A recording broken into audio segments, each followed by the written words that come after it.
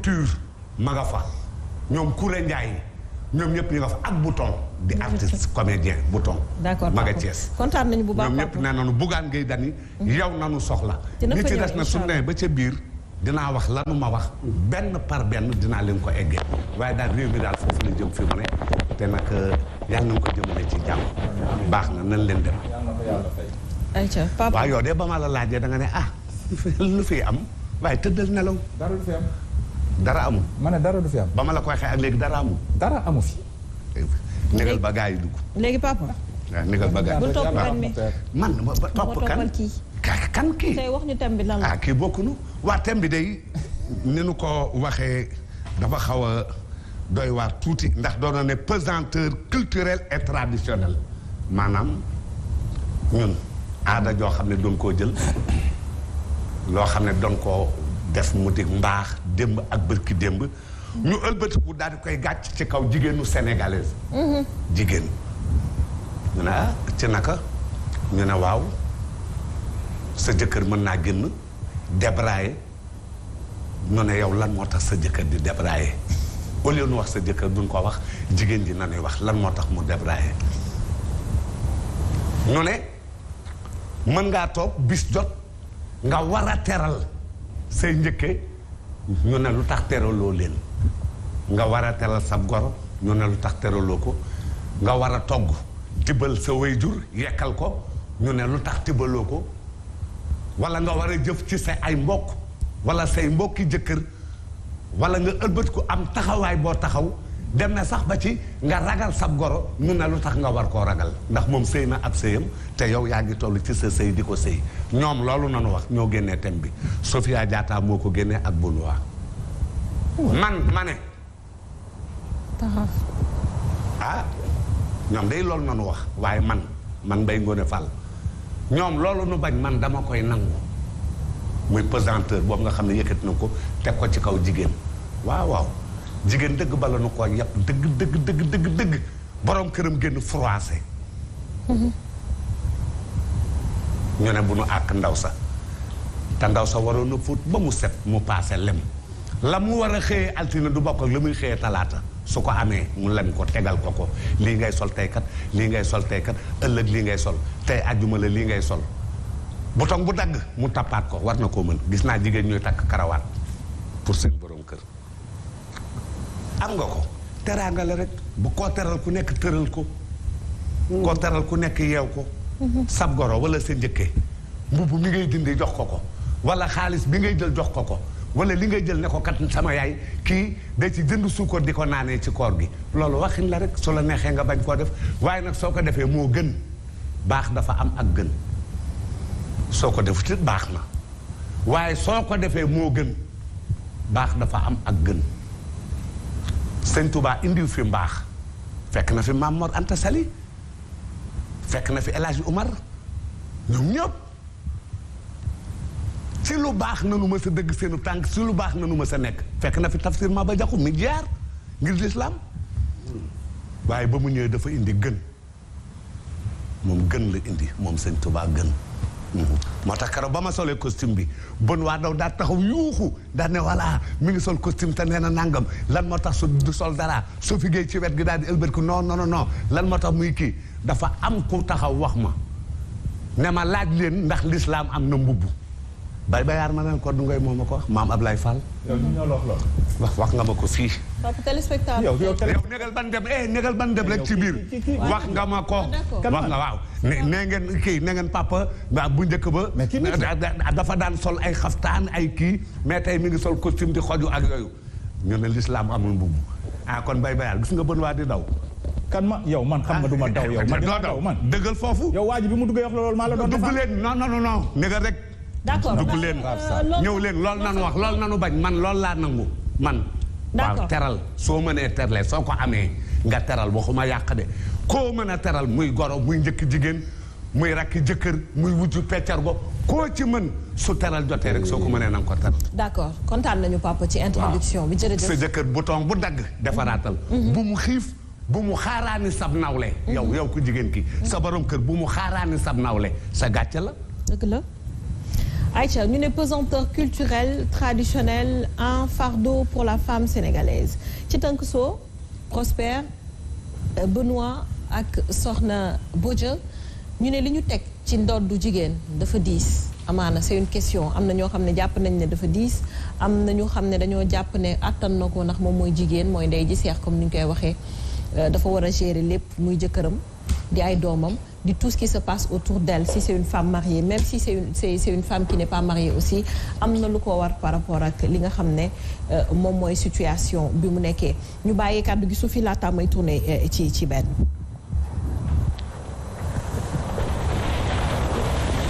Pesanteur culturel traditionnel un fardeau pour la femme sénégalaise c'est-à-dire qui parle de culture et de tradition parle de repère. amul doomu aadama bu ko amul dans la vie. repère. kenn du dàq culture kenn du dàq tradition parce que moom mooy tax identité la ci dundu doomu aadama. aujourd'hui boo nekkee sénégalaise am na noo xam ne boo ko dundee dañuy xam ne culturellement tu es sénégalaise. ñu lay maye am na ñoo xam ne seen tradition kenn du ko jéggi. faaw da nga ciy dox di ci wax ndax noonu lañ lay yaree. ku ci nekk ak par exemple ethnie bi nga juddee ethnie bi nga juddu mu am ay tradition boppam. àdduna di avancer am ay réalités. Maintenant, à quel moment c'est devenu un fardeau pour la femme sénégalaise? Avant de parler de fardeau, je vais parler de la femme tout court. jigéen ni ko yàlla bindee daf ko bindee ak benn capacité incroyable de supporter. C'est ça. bindee ko capacité boo xamante ni gestion bi li jigéen mën ci gestion gëm naa ne amul ku ko mën ci àdduna te loolu may yàlla la boo demee ci biir kër yi. bu ma xoolee gestion rek damay taxaw ci ëmb juróom-ñeenti weer mu doon une chose extraordinaire boo xam ne yàlla teg na ko jigéen mu metti lool mais mu jël ko natt ko ci jigéen kon la femme degré capacité bi mu am kenn xamul nu mu toll mais aujourd'hui waruñu làqatu ci tradition waruñu làqatu ci culture pour di dundloo jigéen loo xamante ni tey par exemple dafa metti parce que qui parle de fardeau wax lu metti tey culture ak tradition warul nekk fardeau ci kaw kenn waxuma la nag ñu ne une femme sénégalaise culture ak tradition dafa ñëw nekk ci kawam il faut noter que ne tradition bu fi mës a am na ñoo xam ne tey am na ay tradition yu ñu pratiqué tul ci seen bopp parce que dañoo dem ba ci biir xam ne lii de du lu baax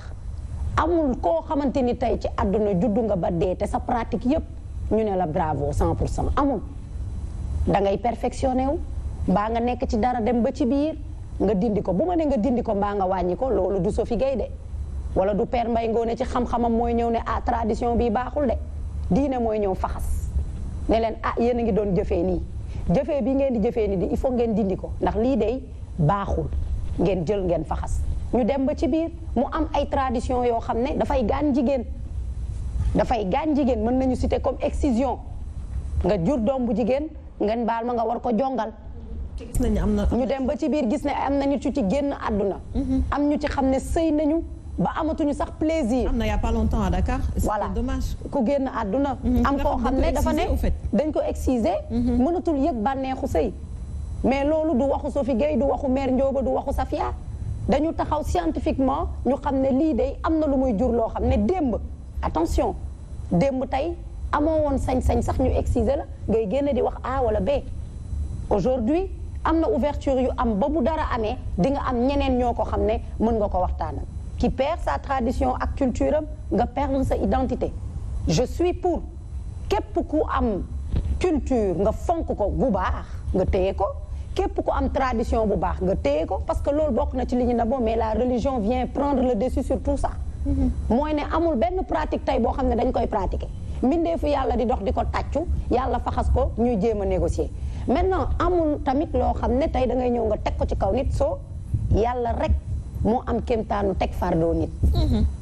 te pourtant moom sax day wax ne il ne le fait pas gratuitement excusez-moi yàlla day teg jaamam lu mu attan nee na lu mu la teg rek yow attan nga ko day fekk attan nga ko mais nit ngay gis muy teg moromu jaamam loo xam ne da koy teg ci nafsoom képp rek